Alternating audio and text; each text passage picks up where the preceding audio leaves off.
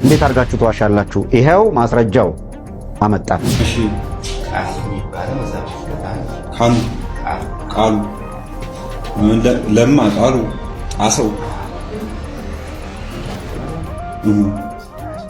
ምን አረክ ብሎ ነው እንትን ያሉ በብልጽግና ስምሪት ተሰጥቶት ይሄንን አድርግ ተብሎ ተልኮ ቪዲዮ ተቀርጾ እንደገና በቁጥጥር ስር ውሏል ተረፈ እየተባለ አይነት ብልጽግና እዚህ ድራማ ውስጥ የለም ብሎ ለማሰብ በጣም ያስቸግረኛል። ብቻዬን አይደለም ያው እዚህ ብናገር ልጁን ስለሌለ ማለት ነው አርጉ ተብለን አርገናል። የኛ ጠበቃ ህጉን ያውቃል፣ የነሱ ጠበቃ ደግሞ ዳኛውን ያውቃል። የሆነ ነገር ላይ ያለነውና ኑ ሰማዕትነትን በጋራ እንቀበል፣ ራሳችሁን አደራጁ ለምትሉን ራስን ለማደራጀት እኮ ብዙ ነገር ያስፈልጋል። ስለየትኞቹ ኦርቶዶክሳውያን እንጩህ? እናንተ ልብ ብላችሁ አጀንዳችሁን ሳትቀይሩ ፍትህ ለአርሲ እንድትጠይቁና ትኩረታችሁን ወደዛ እንድታደርጉ። የቅዱስ ገብርኤል ስም ግርማ አለው፣ ሲመጣ እሳት ይፈራዋል። ስለሚሞቱት ፍትህ ከመጠየቅ ይልቅ ምን ጎደላቸው፣ በየትኛው በኩል እንቁምላቸው፣ ምኑ ጋር ፈርሷል፣ ምን ያስፈልጋቸዋል ከማለት ይልቅ ኪሳችሁ እስኪገለበጥ ለጌመሮች ጊፍት የምትሰጡ ኦርቶዶክሳውያን ግን ምናችሁን ነው የሚያማችሁ? ብንሰርክም ባንሰርክም እንኳን ክርስቲያኑን መሬት እንኳን ኦርቶዶክስ ሆነ። ሰላም ጤና ይስጥልን ውድ ክርስቲያኖች እንደምን ቆያችሁ? የእግዚአብሔር ሰላም ከሁላችን ጋር ይሁን እያልን ወቅታዊና አሳዛኝ መረጃ ይዘንላችሁ መተናል። ሐሳብ አስተያየታችሁንም የኮሜንት ሴክሽን ላይ ጻፉልን። እንዲሁም ቪዲዮን ከመጀመራችሁ በፊት ላይክ በማድረግ ጀምሩ። ቀጥታ ወደ ቪዲዮ እናልፋለን። ሰብስክራይብ ለምንድን ነው የማታደርጉት? አሁን ማርኩ። በቁጥጥር ስር ውሏል። ተመልከቱ። በሰዓታት ልዩነት ውስጥ ነው በቁጥጥር ስር አውለነዋል ያሉት። ግፍ ፈጸማሉ። ግፍ የፈጸመውን ደግሞ በሰዓታት ልዩነት ከ3 ሰዓት ከ4 ሰዓት በኋላ አሁን ጀግና ብለው በቁጥጥር ስር መንግስት አዋለው ብለው መረጃ ሰጡ። ምንድነው የምታወሩት አላቸው። ይሄን ልጅ እኮ ለማይከታተላችሁ ለማያቅ እንደው ዝም ብሎ ሁሉንም ነገር የዕለት ተዕለት ሁኔታውን ምን ተባለ ዛሬ ብቻ ብሎ ለሚሰማ ህዝብ እንደዛ ልትሸውዱ ትችላላችሁ። የእናንተን ዱካ በየቀኑ የሥርዓቱን ዱካ ለሚከተል ሰው ግን እንዴት አድርጋችሁ ተዋሻላችሁ? ይሄው ማስረጃው አመጣ። እሺ ቃሉ ለማ ቃሉ አሰው ምን አረክ ብሎ ነው እንትን ያሉ ተርፈን የመጣው እነሱ ጋር ብዙ ቆይተ ነበር።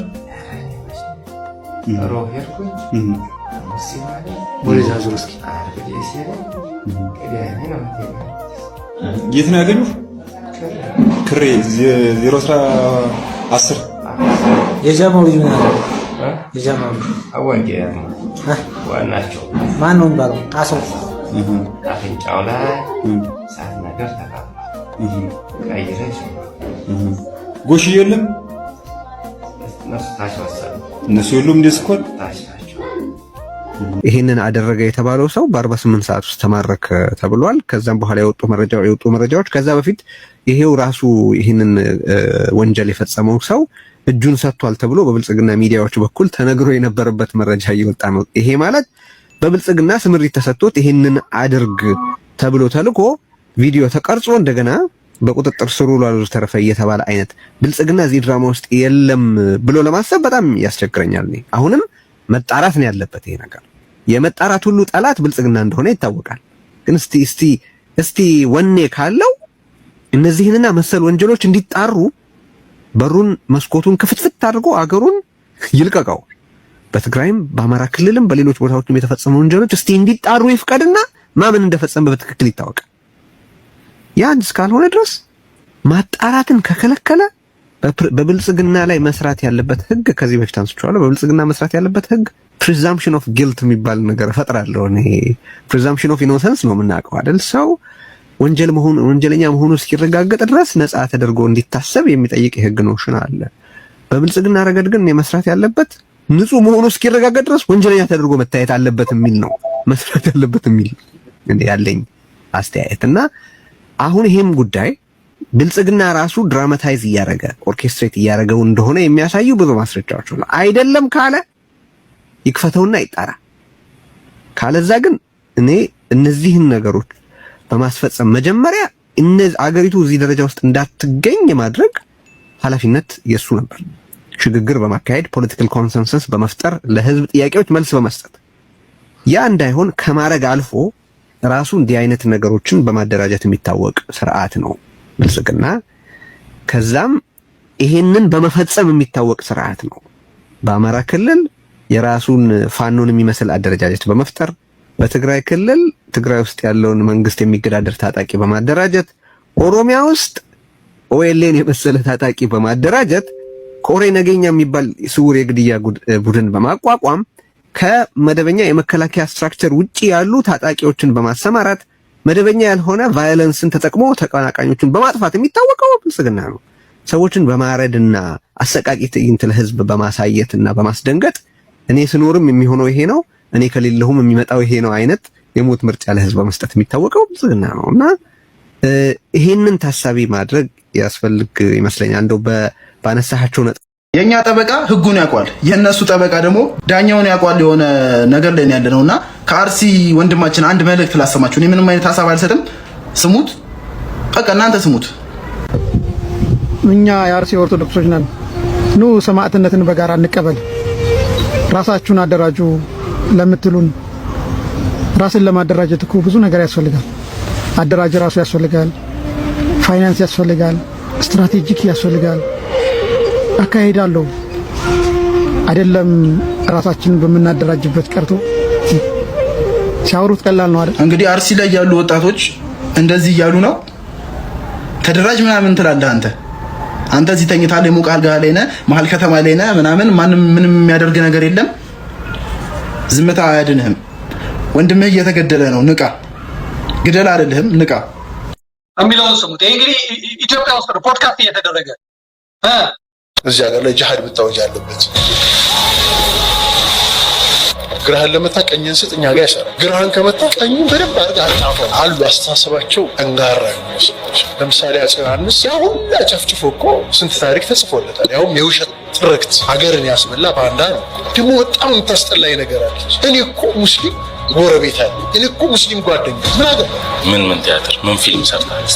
በቃ ስለ ሙስሊም ጥላቻ ካለው ያወራው አክሱም ላይ እንደዚህ ነው። እንደዚህ ምን ማለት በስም መጥቀስ ካስፈለገ ለምሳሌ ዳንኤል ክብረት እኮ ተመልሰዋል አለ። ስለ አስተራረር ሲነግርህ እኮ ወደ ሌላ የሚከትሰው እኮ ነው ያለው። እኛ ጋር የሚቀድመው ያዝልኝ ያያችሁ አይደለ?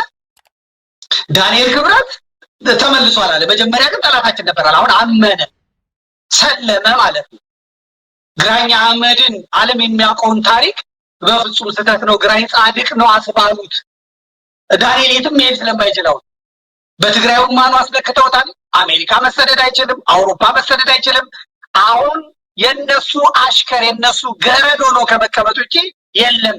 ለሆድ ስትሄድ እንዲህ አጣብቂኝ ውስጥ ትገባለህ። እስላሙ ይመሰክርላል። ተመልሷል። አሁን አለ ከሱ ተመልሷል እንጂ አለ አይናቸዋል። መፈክር የሱንና የኔን ፎቶ ይዘው ነበር የሚወጡት የሚረግጡት። አሁን ግን በሚጠቅማቸው መልኩ እየሰራላቸው ስለሆነ ተመለሰ አለ። በቃ አለቀ። በዚህ ሀገር ጀር መፈጸም አለበት። ፊልም የሰራል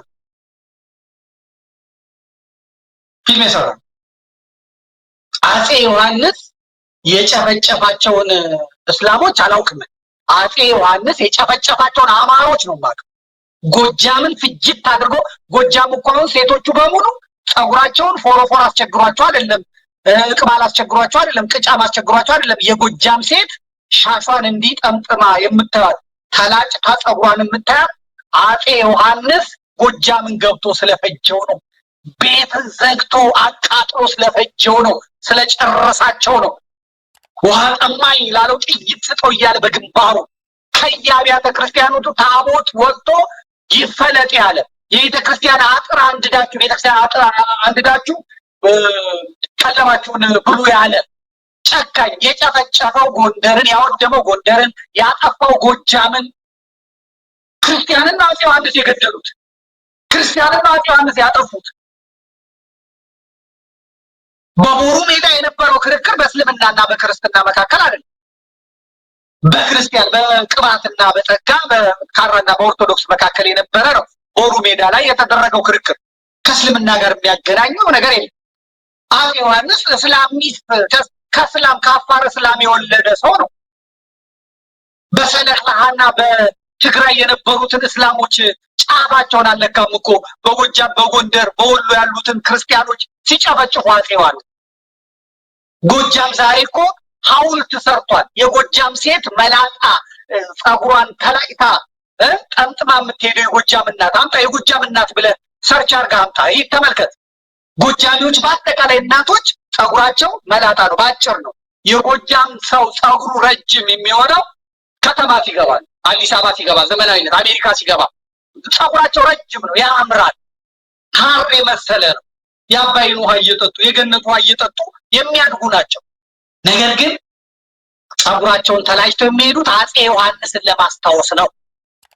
ወንዶቻቸውን የፈጀ የጨረሰ አልቅሰው እኮ ነው አፄ ዮሐንስ መተማ ሄደው የግብፅንና የእንግሊዝን ጦር አስለቅቃለሁ ብለው በሱዳን ጦር ተመተው አንገታቸው ተቆርጦ ካርቱም ሄደው የጎጃም እንባ እኮ ነው፣ የጎንደር እንባ፣ የአማራ እንባ እኮ ነው።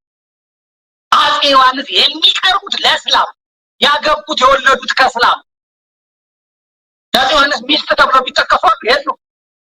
ደፈር ብለህ ተናገር። ወያኔ መታ አፄ ዮሐንስን ሐውልት እንኳን አልሰራችላቸው፣ ወጥተዋለች እኮ ኢትዮጵያ በሚለው ስም ልክ እንደ አብይ አህመድ ኢትዮጵያ ሊወዱ ነበር። እውነት ነው። በኢየሩሳሌም ያለውን ርስት አስከብረዋል። ያው ኃጢአታቸው በደላቸው ይቅር ይባልላቸው ዘንድ አድርገዋል። እውነት ነው። ከዛ በተረፈ እስላሞችን፣ ጣሊያኖችን፣ እንግሊዞችን መንገድ በመምራት አፄ ቴዎድሮስን በማስገደል የሚታወቁ ናቸው። እውነት ነው። በአፄ ዮሐንስ ምክንያት አማራም ኦርቶዶክስም አይከሰስም። ሁልጊዜ የሚያነሱት ይሄን ወያኔዎች እኮ መጥተው አፄ ሚኒሊክን እኮ ነው የሚከሱት። አፄ ሚኒሊክን ነው እኮ ኦሮሞ እንዲጠላ እስላም እንዲጠላ ያደረጉት። ስለ አፄ ዮሐንስ መለስ ዜናዊ፣ ስብሐት ነጋ፣ ኢህአዲግ አንዲት ብጣሽ ነገር እንዲያደርጓል ብሎ ያውቃል? አያውቅም። አፄ ሚኒሊክ አማራ ናቸው። አፄ ሚኒሊክ ኦርቶዶክስ ናቸው። ዛሬ ይሄ የስልጤ ዋሃቢ እስላም የኦሮሞ ዋሃቢ እስላም ተነስቶ መጥቶ በአፄ ዮሐንስ እንዲያርጉብናል እና አንድ ስለ ትግሬ ያወራ አክሱም ላይ እንኳን ባለው ነገር ላይ አፄዎቹ የአፄ ነገስታት እንዲያደርገው ነው። ታዋቂ ነኝ እውቅ ነኝ የሚል የእስላም ምሁር እንኳን ተነስቶ መጥቶ አፉን የሚከፍተው የሚያቀረሸው አማራውና ኦርቶዶክሱ ላይ ይሄ ትክክል አይደለም። አሁን ለምሳሌ ይሄ አሁን አንድ መጨረሻ ላይ ላኩልን ሰው ያምጣው ፕሮፌሰር ነው አሉ። በአባይ ጉዳይ አሁን አንደኛ ሆኗል። በዛኛው ዘመን ተጥለን ነበር እኛ እስላሞች ክብር ያገኘነው በአብይ አህመድ ነው። አብይ አህመድ እስላም ነው፣ የጅማ እስላም ነው፣ ዋሃቢ እስላም ነው። አሁን የክብር ያገኘ ሰው ነው። ያው ፕሮፌሰር ተብሎ በቃ ለሁሉ ጉዳይ ተጠያቂ እሱ ነው።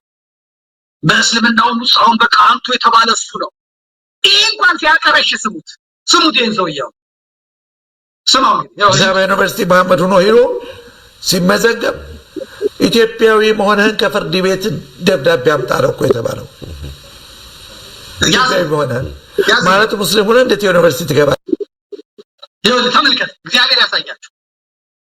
በዘመናዊ የኢትዮጵያ ዓለም አዲስ አበባ ዩኒቨርሲቲ ወደ ዩኒቨርሲቲ ያለፈ ሰው ኢትዮጵያ ለመሆን እስላም ስለሆንክ እንዴት ሆንክ ተብሎ እኮ ነው። አሁን ይሄን እየነገሩ ነው። ይሄንን ጎጋ ይሄንን ምንም የማያውቅ አማራን እንዲጠላ፣ ኢትዮጵያን እንዲጠላ፣ ሰንደቋን እንዲጠላ፣ አረብ እንዲናፍቅ፣ ሳውዲን እንዲናፍቅ፣ የአረብ አሽከር የአረብ ገረድ እንዲሆን፣ ሀገሩን እንዲጠላ፣ ወገቡን እንዲያርድ፣ እንዲሰልብ የሚያደርጉት እነዚህ በጥላቻ ያበዱ የትልቅ ትንሾች። የአማራ ፋኖ እንዴት ወታደሮችን እንደሚንከባል የአማራ ፋኖ የተያዙትና የተማረኩት ያውቃሉ። እንዲህ አይነት ጣባይ እንዲህ አይነት ነገር የለም። እስቲ በደንብ ልግባበት አልኩና ያው ወላዲተ አምላክን እንግዲህ ያለ ገባን። ስንገባ ይህ ልጅ ማን ነው ምንድን ነው ብለን ስንጠይቅ ከዚህ በፊት እጅ የሰጠ ሰው ነው። እጅ መስጠቱን ደግሞ እያየን ነው። በወር ራሱ የዳንግላ ኮሚኒኬሽን ይገርማቸዋል። ዳንግላ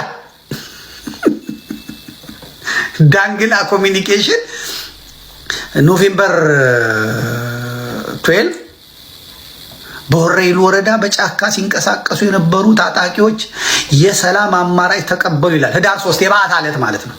ለኢትዮጵያውያን የሚገባው እንደዛ ስለሆነ በወረኢሉ ወረዳ በጫካ ሲንቀሳቀሱ የነበሩ ታጣቂዎች የሰላም አማራጭ ተቀበሉ።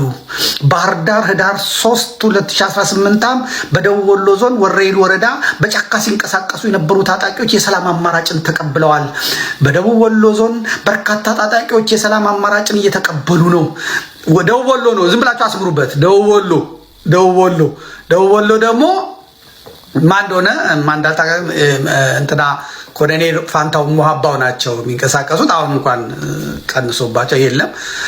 በደቡብ ወሎ ዞን በርካታ ታጣቂዎች የሰላም አማራጭን የተቀበሉ። ወረኢሉ ወረዳ በጫካ ሲንቀሳቀሱ የነበሩ በእነሱ አደረጃጀት የሻለቃ አዛዥ የነበረ ቃሉ አስፋው ዘመቻ መምሪያ ኃላፊ የነበረ ሱልጣን ሲሳይ እና ሌሎችም ታጣቂዎች ናቸው የሰላም አማራጩን የተቀበሉ። ከደቡብ ወሎ ዞን ኮሚኒኬሽን የተገኘው መረጃ እንደሚታወቀው ታጣቂዎቹ ስናይፐርን ጨምሮ ሌሎች ትጥቆችን በመያዝ የሰላም አማራጭን ተቀብለዋል ይላል አሚኮ ይላል። ዳንግላ ነው የዘገበው። ከዛ እዚህ ጋር ደግሞ ማን ነው የዘገበው? ላይ እስቲ ወደ ከላይ ያምጣልኝ። ደቡብ ወሎ ዞን ራሱ የብልጽግና ፓርቲ በወረኢሉ ወረዳ በ08 ቀበሌ ኬራ ማርያም እና ለገዲዳ ወረዳ ከሸከፍ ቀጠና ላይ ሲንቀሳቀስ የነበረው የዋስቴል ክፍለ ጦር ሰንጥቅ ሻለቃ አዛዥ አስፋው ገብረስላሴ ዞሮ አንድ ስናይፐር አንድ ካዝና ከመሰል 88 ጥይት ጋር እንትን ብሎ ገብቷል ይላል። እዛ ፎቶ ላይ ማን አለ? አራጅ አለ። የተመለከቱት አራጁ አለ። አይ ብልጽግና እዛው ፎቶ ላይ አራጁ አለ። እንደምትመለከቱት ቆሞም ተቀምጦም ሲቀበሉትም ምን ሲሉትም አራጆዬ አለ። ሰለ የተነሳ ምናምን አለ። ተቀብለውታል ማለት እንግዲህ መቼ ነው? ህዳር 3 የበዓት ዕለት ማለት ነው። እዚህ ጋር ደግሞ ማን የጻፈለት? የአማራ ሪጅን ፕሬዝዳንት የፕሬዝዳንቱ ጽህፈት ቤት ከባህር ዳር ማለት ነው። ከባህር ዳር አዲስ አበባ ነው። ባህር ዳር እንግዲህ አላውቅም።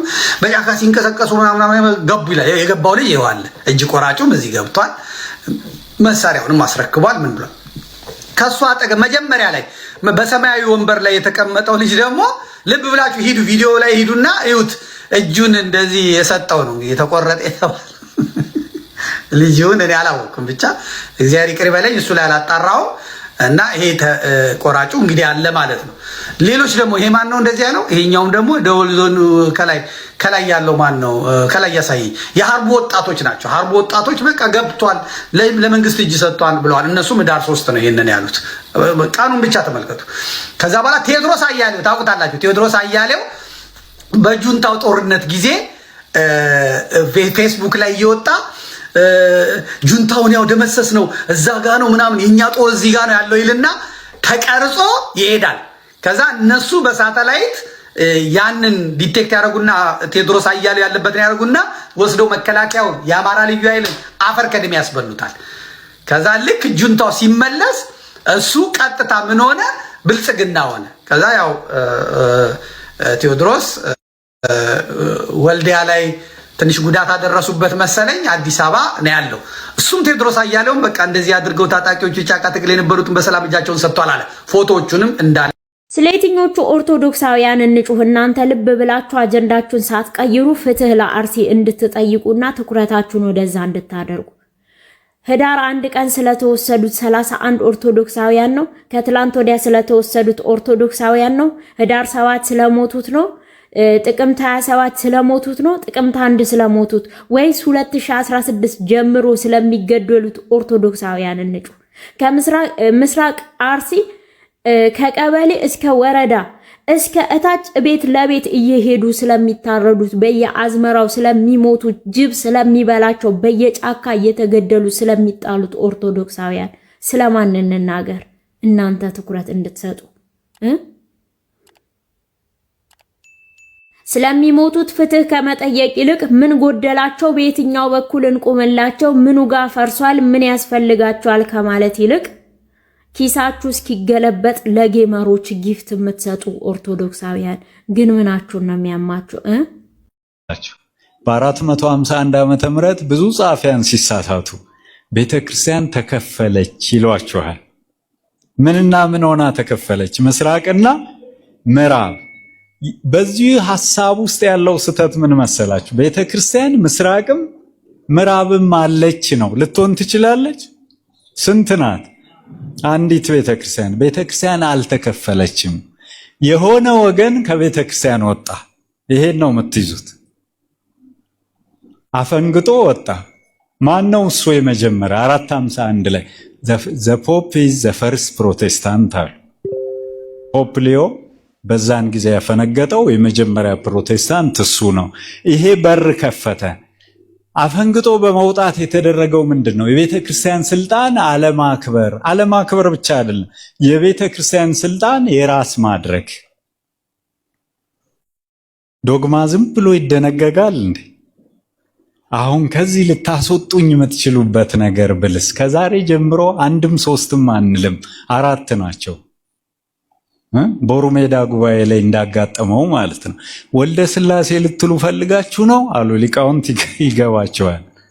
ያውም ጠያቂው አፄ ዮሐንስ ናቸው። ተመልከቱ፣ በዘመኑ የነገስታት አባቶቻችን የነገረ መለኮት ዕውቀት ደረጃ ማለት ነው። በመለኮቱ አዋቂ ነው፣ በስጋው አያውቅም። አላዋቂ ስጋን ተዋሃደ የሚለውን በሌላ መንገድ ተዋሃደ በመለኮቱ በስጋው እያሉ ሲከፋፍሉ ባላዋቂ ስጋው የስላሴ ልጅ ነው አሉ። የስላሴ ልጅ ነው ስትሉ አራተኛ እያመጣችሁ ነው? አዎ ብለው በድፍረት ተናገሩ። ልክ እንደዚሁ ከዛሬ ጀምሮ አንድም አራትም ናቸው ብላችሁ የምሬ መሆኑን ካረጋገጣችሁ ቀጥሎ ምንድን እሱም በሰላም ከሆነ አይደለ? አይቻልም ነው። ይሄን የሚያመጣውም እኮ አይቻልም። ግለሰብ ሊደነግገው አይችልም። አንድ በሉ።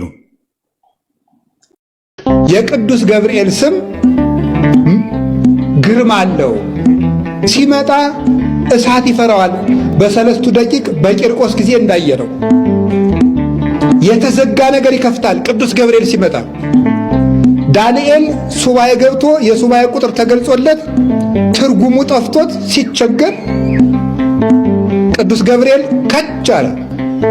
ትንቢተ ዳንኤል ምዕራፍ 9 ላይ አለ።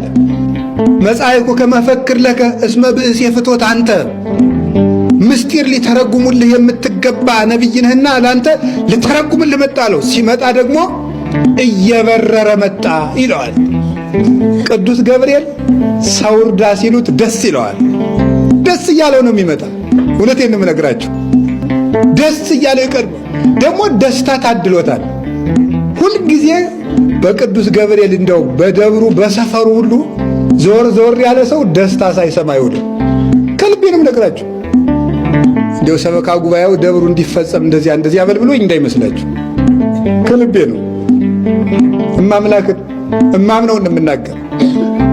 ቅዱስ ገብርኤል የደስታ መልአክ ነው። ዘይት ደስ ያሰኛል፣ ሲቀቡት ፊት ያበራል፣ ደስ ያሰኛል። የእግዚአብሔር ስም ደስታ ነው። ቅዱስ ገብርኤል ይሄን ስም ተሸክሞ ይመጣል። ስንጠራው ይሄ ስም ይመጣል። ለድንግል ማርያም ደስታ ነገራት። ለሶምሶን እናቶች ለማኑሄና ለእናት አባቱ መጽሐፈ መሳፍንት ምዕራፍ 13 ላይ እንደምታነቡት ልጅ አጥተው ሲኖሩ ትወልዳላችሁ ብሎ ደስታ ነገራቸው። ልጅ አጥቶ ላዘነው ለዘካርያስ ደስታ ነገረው። በጨለማ ላሉት እረኞች ትልቁን ደስታ ነገራቸው። እትፍርሁ እስመናሁ እዜንወክሙ አብየ ዜና ዘይከውን ለክሙ ወለኩሉ ዓለም፣ ለእናንተም ለዓለሙም ተድላ ደስታ የሚሆን ታላቅ ደስታ ነግራችኋለሁ አለ። ቅዱስ ገብርኤል ትልቅ ደስታ ተሸክሞ ይመጣል። ያ ትልቅ ደስታ አማኑኤል ይባላል። እነሆ ትወልጃለሽ፣ ስሙን አማኑኤል ትይዋለሽ። አማኑኤል የሚለውን ስም ተሸክሞት የመጣ ቅዱስ ገብርኤል ነው። ሐዘን ለነበረበት ዓለም ለመጀመሪያ ጊዜ የመጀመሪያውን ደስታ ይዞት የመጣው ቅዱስ ገብርኤል ነው። ለምኑትም አምላክን ደስታ ያሰማችኋል። ደስታ ያሰማችሁ፣ ደስታ ያሰማን። ሁልጊዜ ቅዱስ ገብርኤል የምስራች ያሰማችሁ። የኢትዮጵያን መከራ በቃ ብሎ ሰላም ያሰማን። መልአከ ሰላም ነው ቅዱስ ገብርኤል። ብንሰርቅም ባንሰርቅም እንኳን ክርስቲያኖን መሬቴ እንኳን ኦርቶዶክስ ሆነ